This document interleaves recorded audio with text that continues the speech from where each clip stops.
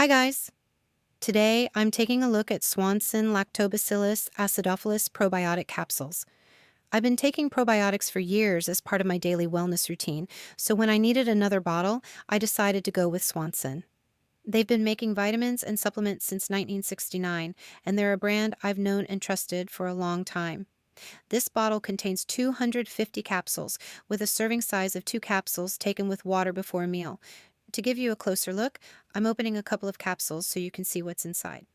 According to Swanson, each serving provides 2 billion colony-forming units of Lactobacillus acidophilus at the time of manufacture and is formulated to support healthy digestion, bowel regularity, and a healthy balance of intestinal microflora.